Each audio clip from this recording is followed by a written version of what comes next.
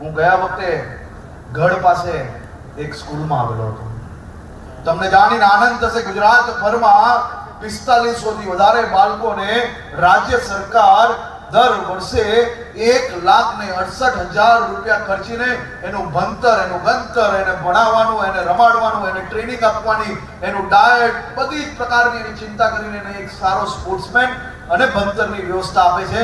એમ બનાસકાંઠામાં બી અલગ અલગ સ્કૂલોમાં આપણે આ વ્યવસ્થાઓ હજી વધારી રહ્યા છે. ભાઈ પ્રવીણભાઈ માલી અને જિલ્લા ભાજપ જોડે મળીને બનાસકાંઠામાં હજી વધારે વિદ્યાર્થીને આ સ્કીમની અંદર અમે લેવાની વ્યવસ્થા કરી રહ્યા છે, જેનાથી બનાસકાંઠાના અનેક ખેલાડીઓ જે રમત ગમતમાં સારું પરફોર્મન્સ કરતા હશે એને 1,68,000 થી વધારે ખર્ચો રાજ્ય સરકાર કરશે. એનું ભણવાનું, એનું રમવાનું, એની ટ્રેનિંગની, એના માતા પિતા પર કોઈ બી પ્રકારનો ભાર ના પડે એ પ્રકારની વ્યવસ્થા કરવા આપણે આગળ જોઈ રહ્યા છે. પરંતુ જ્યારે કાર્યક્રમ બનાસકાંઠામાં હોય અને એમાંય પાછો ડીસામાં હોય તો એ સવિશેષ હોય છે.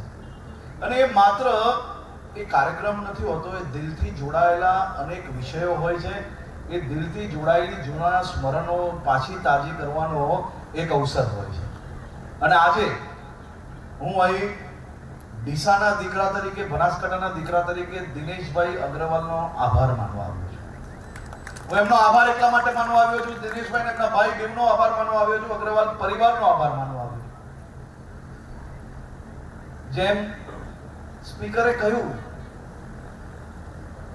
કે દિનેશભાઈના અલગ અલગ રાજ્યોમાં કામ ચાલે છે. જો કે એમને થોડું ડિસ્કાઉન્ટ કરી લીધું, હમણાં એમના 22 રાજ્યોમાં કામ ચાલે છે, એમને 17 કર્યું. આપણા દેશનું ખૂબ મોટું સપનું બુલેટ ટ્રેન, અને એ બુલેટ ટ્રેન જે પાટા પર દોડવાની છે, જે બ્રિજો પર દોડવાના છે, એ બનાવવાનું કામ બી અગ્રવાલ કંપની દ્વારા હમણાં થઈ રહ્યું છે. અલગ અલગ એરપોર્ટો છે, અલગ અલગ કામો છે, અનેક કામો છે.